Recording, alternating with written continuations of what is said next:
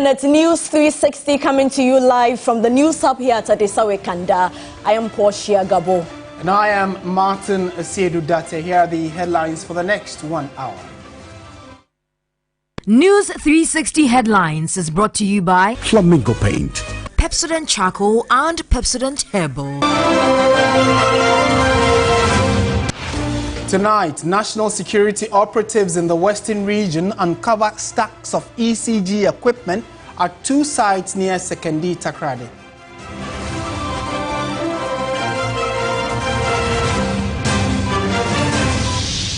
Chief Justice submits official response to petition seeking her removal from office.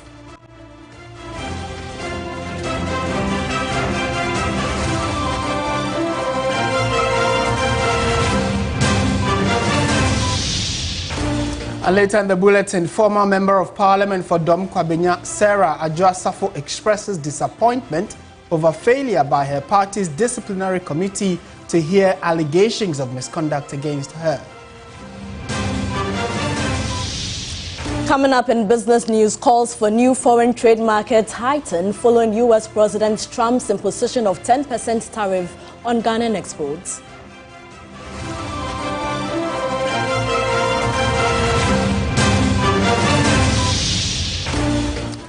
Elsewhere on the international front, torrential rains and floods kill at least 33 people in Kinshasa, Congo.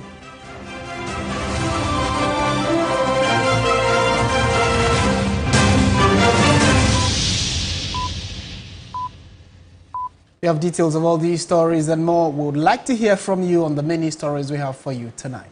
We first begin from the Western region, where national security operatives have uncovered stacks of ECG equipment at 2 sites at Kansarodo, a suburb of Sekondi Takoradi. This comes on the heels of a search for over 1,300 containers belonging to the Electricity Company of Ghana, which have gone missing at the Tema port. Abraham Mensah has more. The national security operatives say they undertook the operation upon a tip-off. One site, an uncompleted building, had about 7 grams of fiber and aluminium cables stashed at the compound. Additionally, the team uncovered about 100 boxes of single-phase meter boxes, packs of electrical switches, and other electrical tools at the private residence. Upon further investigations, it was established that the stock was released by MBH Power to Hedgemic Company Limited for some electrification works under the loss reduction program of the ECG. A supervisor with MBH Power, Ivan Slate, upon interrogation indicated that the company has documentation covering the said equipment. Mine is to supply the meters and probably, if possible, enclosures. Enclosures are the cases that we put the meters in. So ECG will supply me cable, will supply me all the necessary materials for me to install the meters for him. Yes. So these enclosures, ECG supplies me. Then when a conductor needs materials to go and install, I issue it to you. You said you are the entity that procures those enclosures. Yes. So when you see the enclosures, you will see some MBH and you see some ECG. So when you see the MBH ones, it's for MBH, and when you see the ECG ones, it's for ECG. Okay. Assuming ECG sends me a list of, let me say, 500 customers to go and install their meters for them, I issue it to the contractor.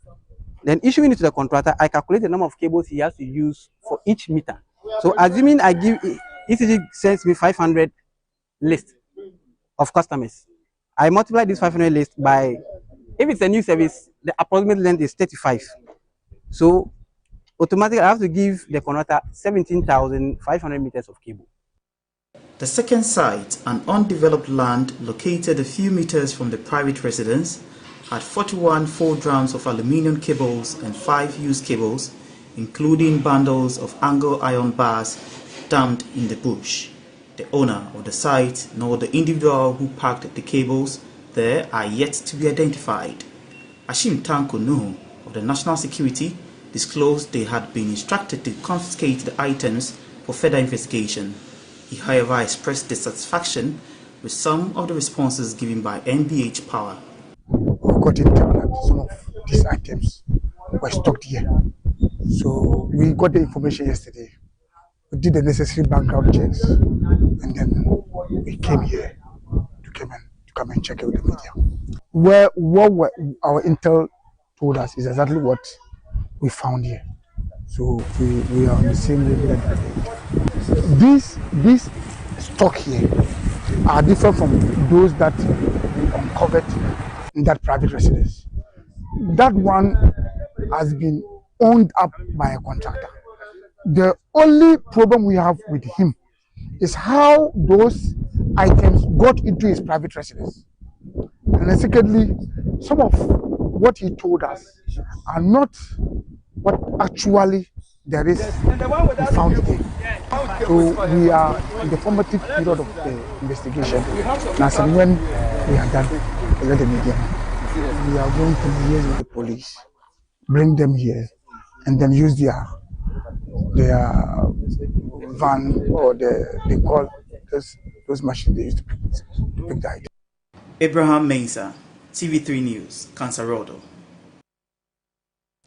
A recent scandal involving 2 aircraft suspected of cocaine trafficking has raised concerns, sparking a heated debate about national security and the integrity of the country's aviation system. Judith Brown has more on this report. It's an issue that has sparked public concern.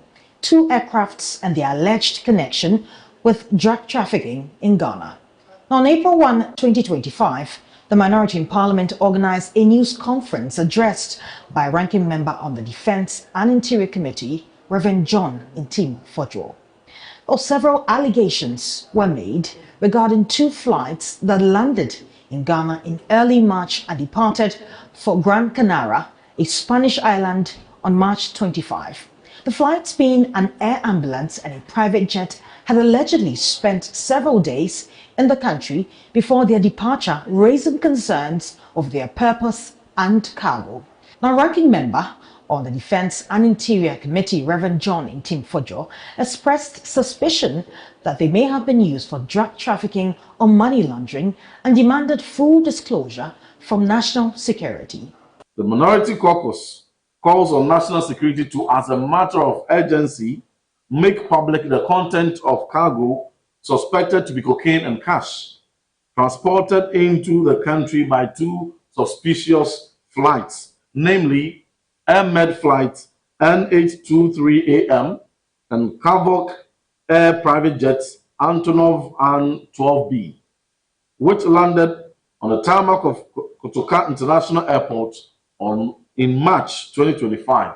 Well, shortly after, President John Dramani Mahama ordered immediate investigations into the allegations. In a Facebook post, he explained that he had directed the investigative agencies to collaborate with the MP for him to provide relevant information on the said allegations, which Reverend Ntim Fodjo expressed his availability. But in a sharp turn of events, the Minister of State in charge of Government Communications dismissed the claims made by the Asin South MP, describing Mr. Fodjo's allegations as baseless and a deliberate attempt at disinforming the public. The claims of Ntim Fodjo are false. He cannot prove it. That is why he is running away from the investigative bodies. He is unable to provide any shred of evidence to back his claim. He further noted that Mr. Fodjo, after being invited to assist in the probe, backtracked, claiming he was merely speaking on behalf of a committee and that the views expressed were not his own. Because he knew he was peddling total falsehoods and lies, he now claims, after being invited to assist with investigations, that he was speaking on behalf of the committee that he was part of and that the views he expressed were not his personal views. So because of that, he says he's unable to cooperate with the security agencies. While Reverend Fodjo, refusing to back down, accused the presidency of deliberately preventing security agencies from investigating and communicating the truth about the controversial aircraft saga, suggesting a possible cover-up. For former Deputy Minister of Defense and the member of the Defense and Interior Committee in Parliament, Kofi Amankwa-Menu, however, the burden of proof lies on the government, describing as needless the media attacks on his colleague Ntim Fodjo. We have the right as members of the Defense and Interior Committee to ask government questions, and that is exactly what we are doing. Government must allow institutions to work. This does not call for attack on the personality or on the person of Reverend Ntim Fodro. We are asking questions and we want answers. Clearly, there's a seeming lack of cooperation from both sides. But where do we go from here? Security analyst Dr. Victor Doka says Reverend Ntim Fodro must cooperate if the country would make any headway on the issue. The lawmaker made his claim. Now, when you make your claim like this, with regard to you having credible intelligence, then it means you have done what?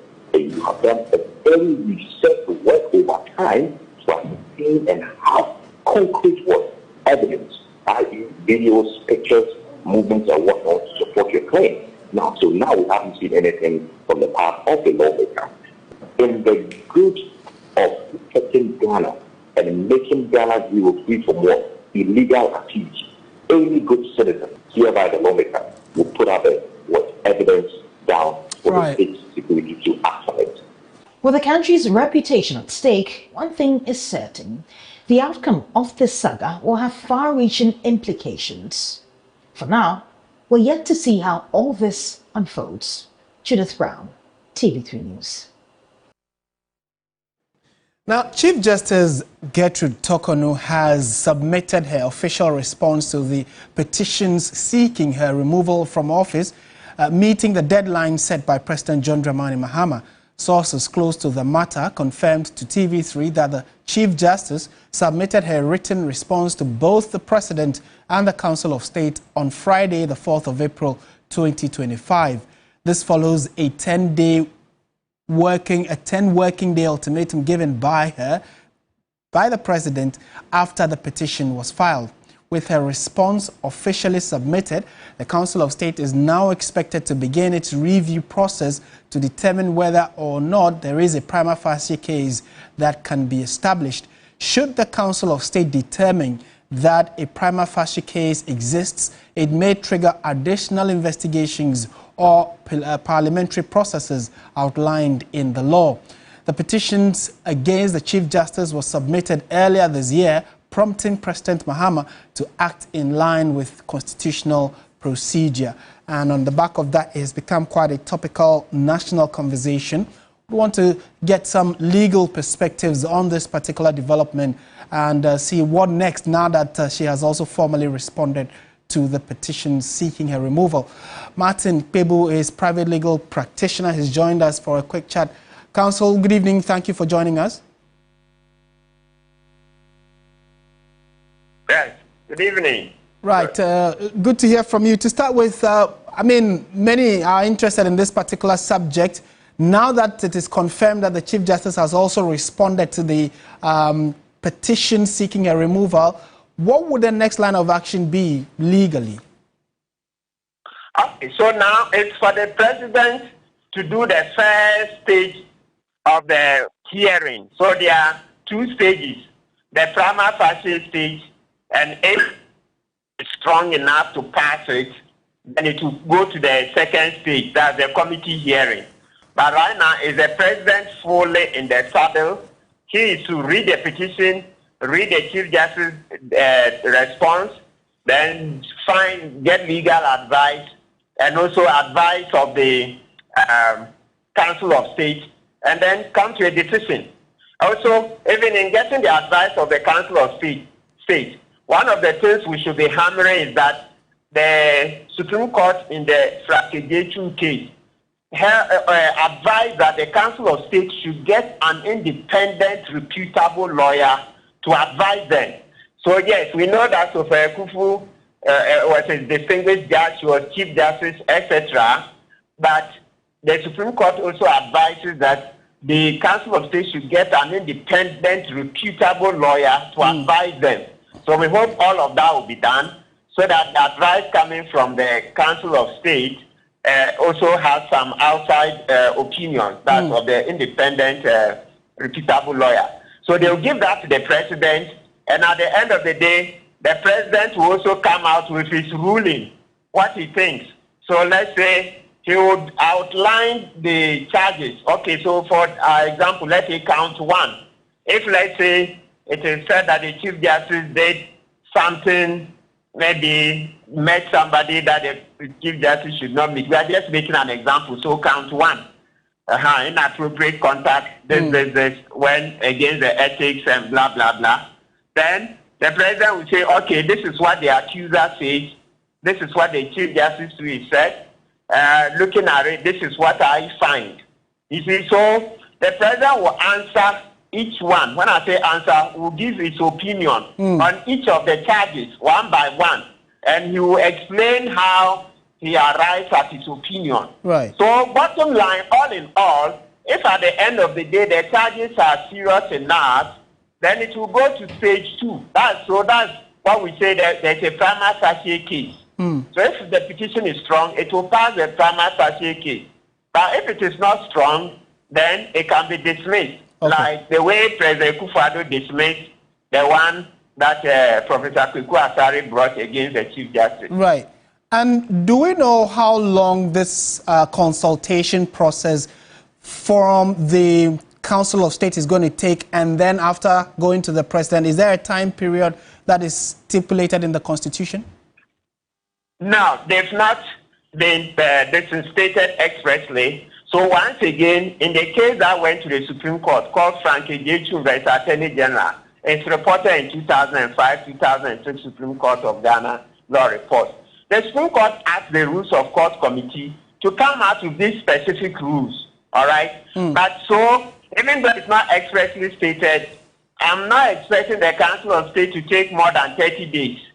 Because, one, when a bill goes from Parliament to the President asks the Council of State to give him advice, ordinarily it doesn't go beyond 1 month. Per the Constitution, when the President can ask, before he signs a bill into law, when Parliament has passed it, the President can ask Council of State for their advice. And usually, it won't go beyond 1 month. So, I don't think this one too should go beyond 1 month. Okay. Then number 2, if you look at the OSC Act, the OSC, when it comes to removal of the OSC, there are timelines in there. You don't go beyond 1 month for such consultations. So, for that reason, hopefully, the consultation won't go beyond 1 month. Right. And Counsel, finally and briefly, we know that there is a pending case to be determined by the Supreme Court, still having to do with this particular issue of whether or not the President had the right or should be able to remove the Chief Justice. The challenge here is that it is this same Chief Justice that is expected to empanel the judges that would hear the case. So, since she is in the eye of the storm, can she still go ahead to empanel the judges that will hear the case? So if we are doing pure law, book law, what is written in the black letter of the law, yes, she can go ahead to do it. That matter was dealt with in the Frank Ejechu case. That once is the Chief Justice constitutional duty, the conflict of interest cannot be used to disable her, to prevent her from doing it.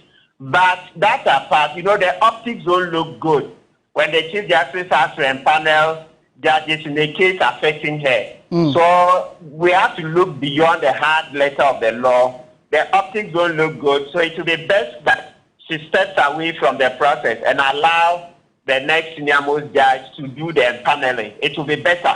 Then that way, it will be saying that we are making progress, So, Frank Ejechu was written in 2005, 2006 Supreme Court of Ghana law report. Now, that's almost how many? Almost 20 years. This is 2025. Almost 20 years on. Right. So, we shouldn't just say that, the Supreme Court has already settled it. It doesn't matter. Then 20 years on, we should look at the optics. And make progress. Thank you so much, Martin Pebu, for your time and thoughts. As always, he is a private legal practitioner. In more news tonight, the Attorney General's office is reviewing the case of murder suspect Gregory Afoko to decide whether or not to continue prosecution. Despite being tagged a prime suspect in the murder of former Upper East Regional Chair Adams Mahama, the state has been unable to secure conviction, with the last trial ending with a hung jury. Lord Adwoa Safo reports. Gregory Afoko is accused of conspiring with Asabke Alangdi to murder former Upper East Regional Chairman of the New Patriotic Party, Adams Mahama. In court on Monday, April 7, presiding judge Marie-Louise Simmons adjourned the case to May 30 after disclosing that prosecution had noted that the Attorney General is still considering how to proceed with the case. Speaking to journalists after court proceedings, Gregory Afoko, who is currently on a 500,000 bail after spending almost a decade in remand, maintained that he is innocent. Honestly, I can't tell because from the onset, I have not committed anything. I have not committed a crime. But they still kept holding me for all these years, 10 years. And so I'm sorry. Sorry, I don't know what the judge will say. Gregory's family members, led by the former NPP national chairperson, Paul Afoko, were in court, and then they were pleased. We spoke to them. They were saying they actually hope that the case will be discontinued, and because they are actually expecting justice to be done. Also affirming that yes, especially Mr. Afoko, Paul, he indicated that his brother has suffered long enough, and so he can't wait. He wants the case to be expedited so that they'll know what the future holds for his brother. Well, who would hope that? Who would not hope to have justice done? I mean, 10 years? Even if he had been convicted for manslaughter, he would have finished his sentence and come away. But for an offense he never committed? Yes, I hope. But we don't know what's going to happen. We are all here. Just pray that justice is done expeditiously. In April 2024, a 7-member jury returned a hung verdict acquitting Afoko of murder and conspiracy to commit murder with a 4-3 decision, but unanimously convicted Asapke of conspiracy. Asapke Alangdi was then sentenced to death. He has since appealed the High Court's decision. The High Court has ordered a retrial of the duo, but is yet to proceed as there has been issues constituting a new jury. Adwoa Safo, TV3 News, Accra. And away from the courts, the former Member of Parliament for Dom Kwabenya, Adwoa Safo, has expressed disappointment over the absence of the NPP's disciplinary committee at a scheduled hearing into allegations of misconduct against her. According to her, she was not informed the meeting had been called off. Noble Crosby Annan has more in this report. Caught the attention of party leadership, and not necessarily in a good way. She was summoned by the MPP's disciplinary committee following her outspoken remarks the party deemed contrary to directives intended to promote unity and silence internal dissent. The meeting was originally scheduled to happen on Monday, April 7. Now, although the party on April 6, a day before the all-important meeting, decided to postpone the scheduled appearance for the committee sitting, citing emergency scheduling adjustments and internal considerations, the former Procurement and Gender Minister embarked on what she believed would be a pivotal moment of accountability and clarity on the 7th of April. Loyal supporters of the embattled former MP, they gathered outside the headquarters, their presence a testament to solidarity and unyielding belief in Adwoa Safo's cause. I'm a law-abiding citizen. I'm a lawyer of 23 years standing, and I know what is proper. So when I received the letter, no, it's just one day notice. I'm here to appear before the disciplinary committee. Beyond the lively supporters who mobbed her, Adwoa Safo says her expectations took an unexpected turn. Instead of facing a panel of stern-faced committee members, she was met by a solitary party official. She says the anticipated meeting had been quietly postponed without her knowing. She was blindsided and ridiculed, she says. She came out looking for answers. For Adwoa Safo, this was supposed to be a day of reckoning, a chance to face her critics and speak directly to the heart of her party. Instead, it became another episode in a long-running story of miscommunication, mistrust, and missed opportunities. Noble Crosby Annan, TV3 News, Accra.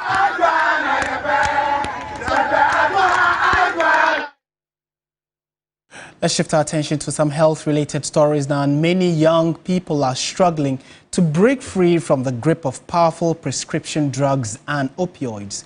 John Kujo, not his real name, reveals how his sports teacher introduced him to opioids as a means to boost his performance as an athlete. There is more in this report. It's alarmingly easy to purchase prescription opioids on the streets of Accra. Mensa, not his real name, knows individuals in his neighborhood who can readily supply him with the opioids.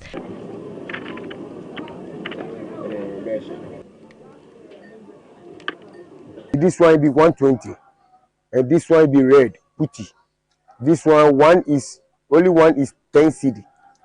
1, 2, 3, 4, 5, 6, 7, 8, 80 Ghana cedis. This one for 20 Ghana cedis. 1, 2, 3, 4, 80 cedis.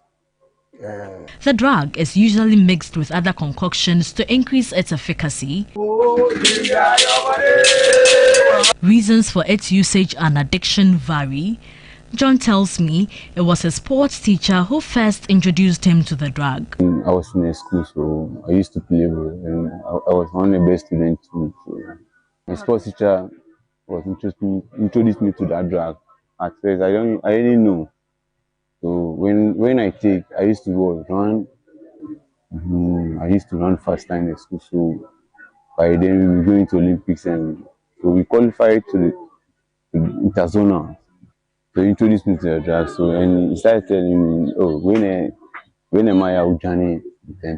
Always when I'm going to park, I have to take before going to park.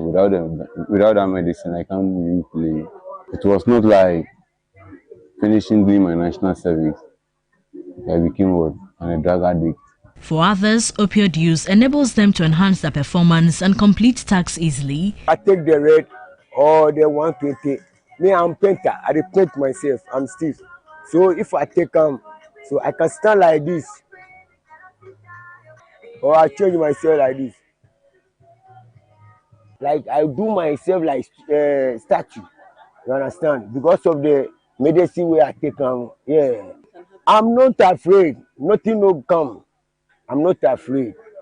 Yeah. Me, I take full sachets. One of my friends, he used to take it, and it's different. I see him different. So I asked him, brother, this drug, what at all does this drug do for you? And he said, oh, it's very fine. When he take the drug, you feel active. And I also try it, and I see it's normal. The energy was different, and also I'm working fast. So I become addicted. Because of money, I use the drug to energize me to work effectively.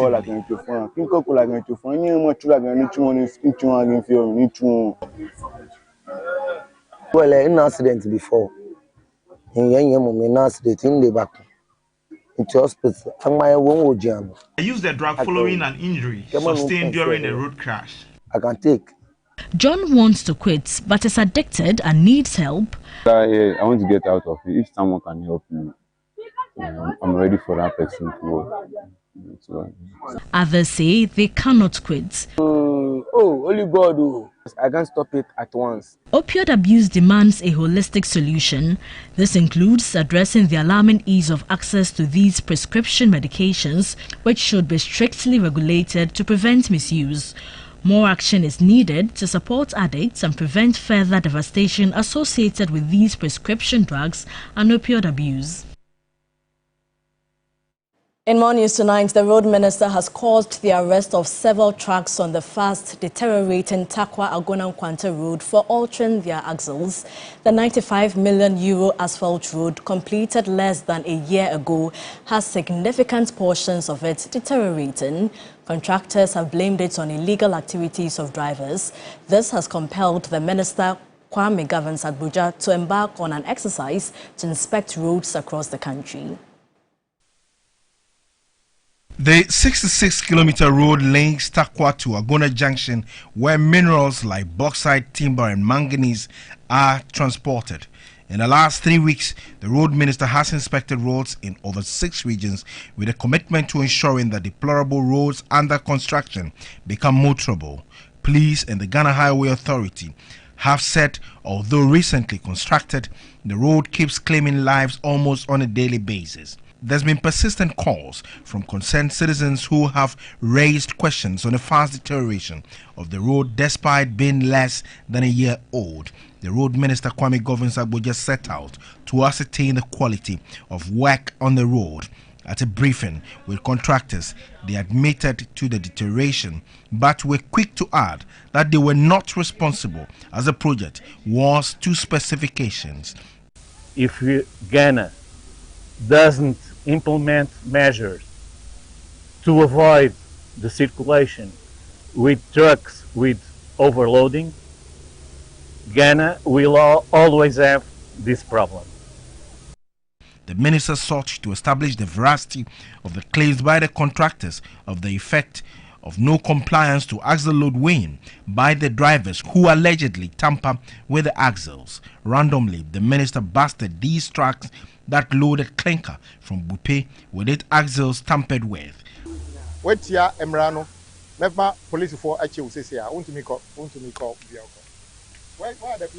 The driver did not have the necessary documentation to show he had complied with the law. It also emerged he had overloaded the truck. Several other trucks were randomly stopped for weighing, all of them overloaded. Two of his axles are active, meaning it's a 7-axle truck which is supposed to weigh 70 tons. So an excess of 20.94 tons. Curiously, sections of the road from Laguna Junction to Takwa remain intact, while those from Takwa to Laguna Junction were deteriorating. It means that ourselves, the axle load regime we are having is not fit for purpose. From Bupe, how can you drive from Bupe up to this place? You haven't actually tested your weight anywhere. The visibly disappointed minister said the attitude of the heavy truck drivers and axle load regime must be relooked at. You saw one of the vehicles we stopped. Instead of 9 axles, he deployed 7. Right in front of us, before he went onto the scale, he decided to let down the other 2. Completely, unacceptable. And in fact, he said to us that the axle load stations said they are not working, you can pass. What kind of regime is this? So I think we are going to deal with this. It is not surprising. It's disappointing, but not surprising.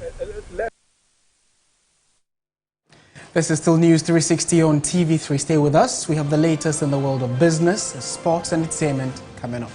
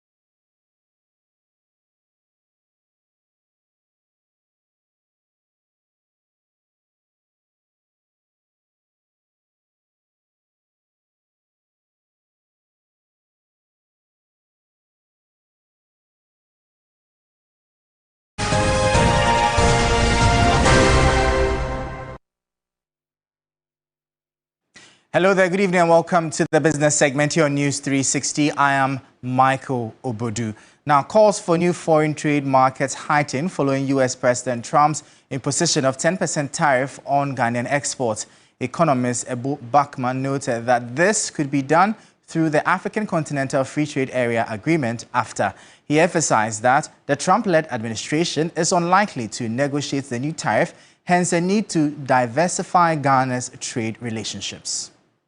Economist Adwoa Safo highlights that government must focus on adding value to the country's exports and explore new markets, particularly in Africa, amid growing concerns over the economic impact of the U.S. 10% tariff on Ghanaian exports. Safo believes diplomatic efforts to address the tariff may not yield positive results, emphasizing the need for a proactive approach to diversify Ghana's trade relationships. This provides an opportunity for us to focus on the Africa Continental Free Trade Area. I believe that we have a very huge market in Africa here. If we're able to develop the market very well, then we don't have to export to American or even Europe. We can export goods to the Africa Continental Free Trade Area and still make enough money from there. So, yes, I believe that it's also a call. It's a clarion call on Africans to begin to look within and see the possibility of, making good use of our markets. That is why African government must come together to see how they can strengthen the Africa Continental Free Trade Area so that we can take advantage of it. Now, the Ministry of Foreign Affairs has confirmed that exports to the United States under the African Growth and Opportunity Act, AGOA, have been affected by a 10% tariff introduced during the Trump administration. Now, U.S. Ambassador to Ghana, Virginia Palmer, said the measure was not intended to target Ghana specifically, but was part of broader efforts to address trade imbalances between the United States and its partners. Speaking during a meeting with the Ministry of Foreign Affairs, Ambassador Palmer noted that while some Ghanaian exports, such as oil, gas, and energy-related products continue to benefit from preferential treatment, others have been impacted by the tariff. The Ministry of Foreign Affairs said it would continue to collaborate with the Ministries of Trade, Agribusiness, and Industry to engage U.S. authorities on ways to lessen the impact of the tariff on Ghanaian businesses and the wider economy.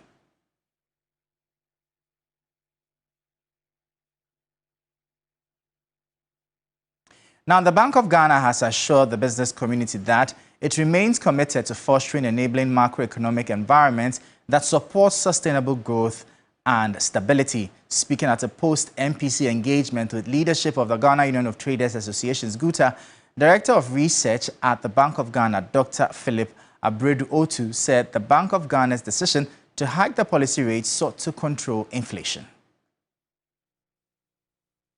There are things happening. They are really looking at the Bank of Ghana Act.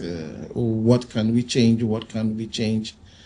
Who knows? Maybe we'll be seeing you around this table helping us take this change. We'll carry this message across. But I think for me, the way I see this meeting as one of our business confidence surveys that we have conducted for the next MPC meeting, the chairman spoke at length. He enumerated, I counted over 15 different issues. And I think this is good enough points to put on the table at the next Monetary Policy Committee meeting. And then I think when the institutionalization goes on, we'll give you the feedback from the MPC the next time that we meet. But rest assured, we are going to carry these issues and make it topical at the next MPC.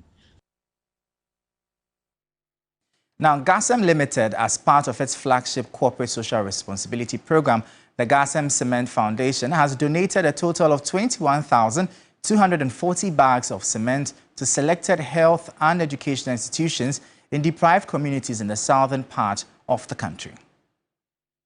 About 181 health and educational institutions from Ghana's southern sector, which include the Central, Western North, Volta, Uti, Eastern, and Greater Accra regions, gathered at the Ridge Royal Hotel in Cape Coast for the ceremony. An estimated 9,680 bags of cement will be distributed to the northern sector, which comprise the northern, northeast, Savannah, Upper East, Upper West, Bono East, Bono, Ahafo, and Ashanti regions next month. Managing Director of GASEM, Dr. Frank Hubert, reaffirmed GASEM's corporate social responsibility remains a key focus, emphasizing its role in enhancing the education and healthcare as the pillars of a thriving society. We had a great opportunity to engage with community leaders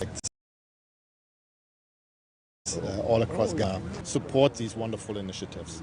And I made a promise today to everybody here that as a nation builder, it's not just supplying quality cement, which of course we are prepared to do and we will continue to do, but also to be a backbone to these wonderful communities. Dr. Huber further emphasized the company's broader mission beyond cement production.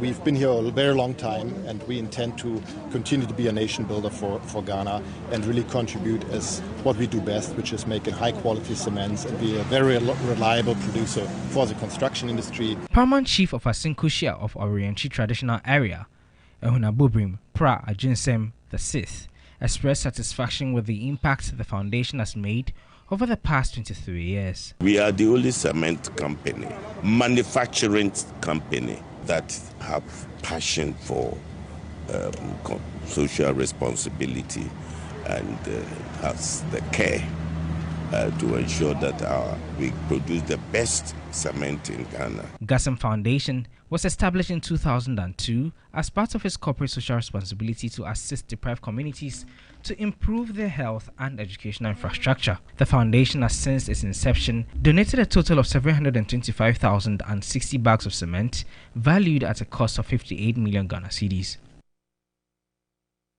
Before we leave you, we'll bring you updates now from the commodities and the currency market.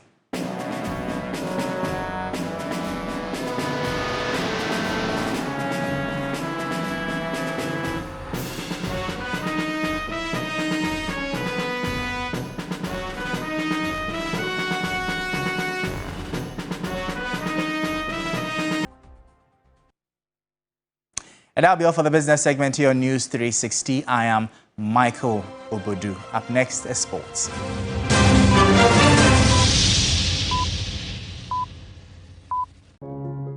Every day, people have money emergencies. Ma, I need my school fees emergency.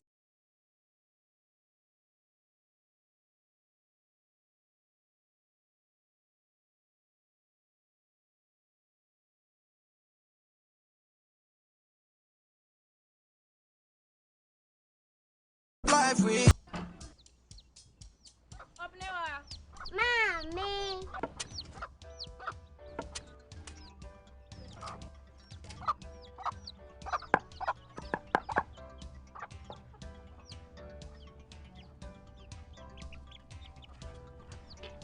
Michelle say, fe.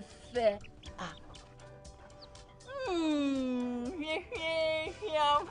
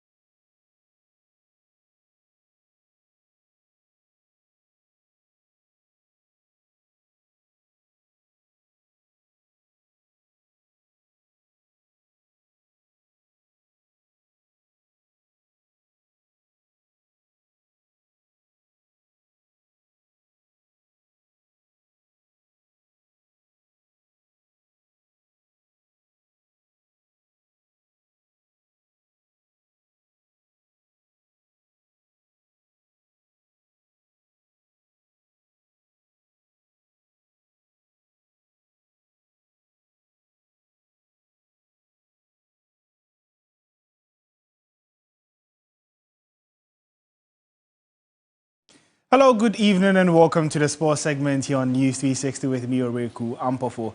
Ernest Nyama has been ruled out for the rest of the season with an ACL injury. The winger sustained this devastating injury over the weekend against Lille in Ligue 1.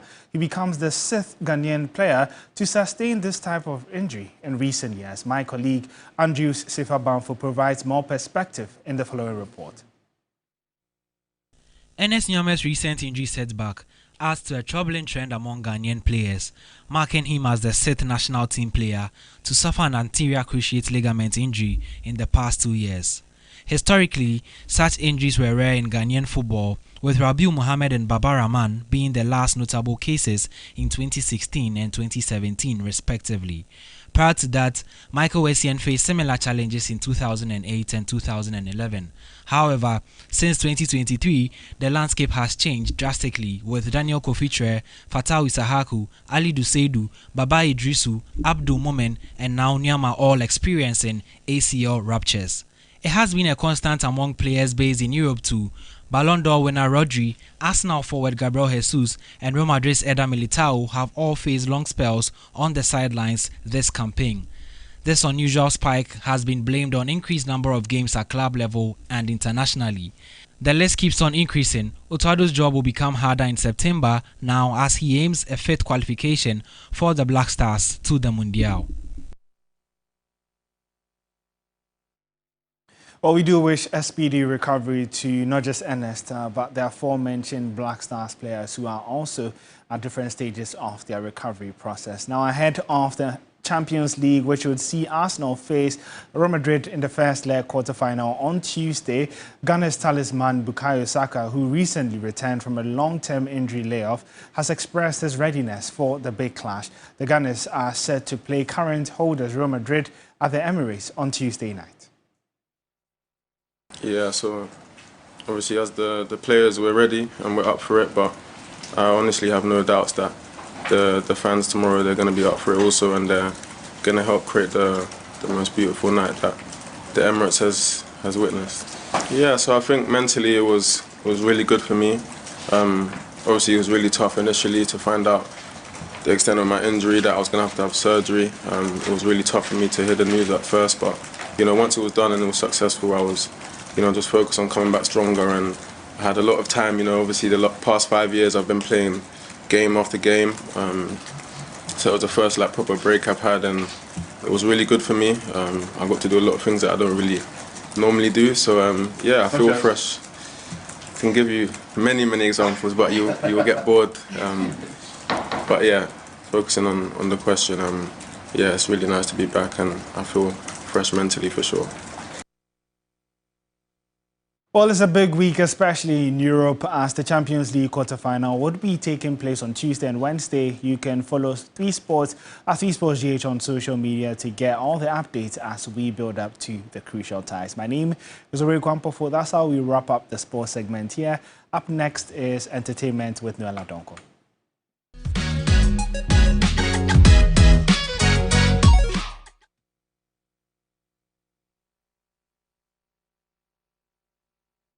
Well, good evening. Let's get into some entertainment news updates here on News 360. My name is Noella Donko. Now, 2 contestants from the Talented Kids reality show were evicted during Sunday night's episode, leaving 13 kids to continue battling for the top spot. The latest evictees were Miss Kate and DJ Sugar, who unfortunately did not secure enough votes to stay in the competition.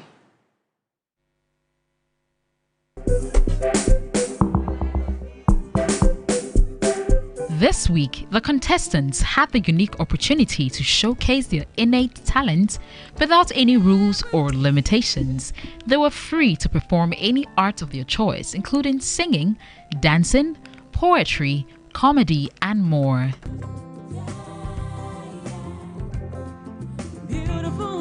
Week 7 was filled with surprising, jaw-dropping moments and unforgettable experiences.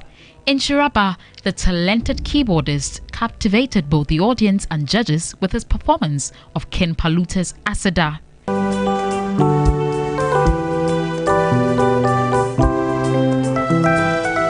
The rap duo, the 2Gs, were also a highlight of the night, performing their own song titled Bosu, which left the audience wanting more.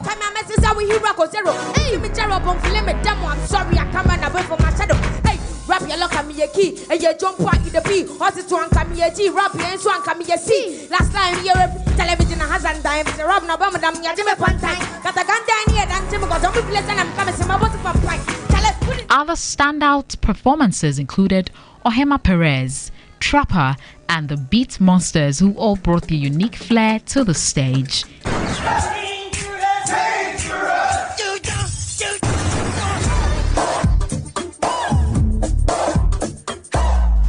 In the end, 2 contestants were eliminated from the Talented Kids reality show. Unfortunately, they failed to secure enough votes to remain in the competition.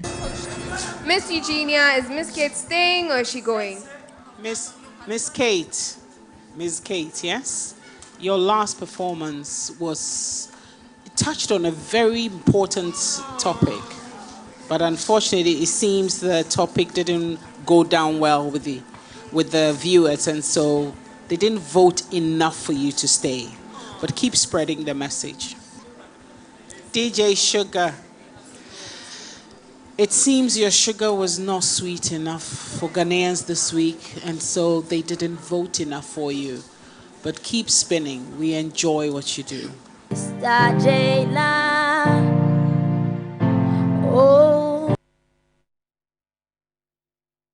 And so this is a call for you to vote for your favorite contestant if you already haven't started voting. My name is Noella Donko. Do enjoy the rest of the evening. Thank you so much, Noella. Coming up, international news. Torrential rains and floods have killed at least 33 people in Kinshasa, the capital of the Democratic Republic of Congo, according to officials. The republic will not abandon you. President Felix Tshisekedi promised victims on Monday, saying he had called a government crisis meeting. Desperate residents are trying to flee the floodwaters by wading, swimming, or paddling to safety in homemade canoes. The city is home to 17 million people and sits on the Congo River, which is one of the biggest in the world and stretches across the country. Donald Trump threatens China with additional 50% tariffs if Beijing does not withdraw its 34% retaliatory tariffs on Washington. If imposed, it could leave some U.S. companies bringing in certain goods from China facing a 104% tax. It comes as U.S. markets drop sharply again on opening, while Europe's biggest stock markets have over 4% down. Meanwhile, the EU says it's offering 0-for-0 tariffs on some goods it exports to the US. Zimbabwe's President Emmerson Mnangagwa has also announced he will suspend tariffs on goods imported from the US in an attempt to build a positive relationship with President Donald Trump's administration.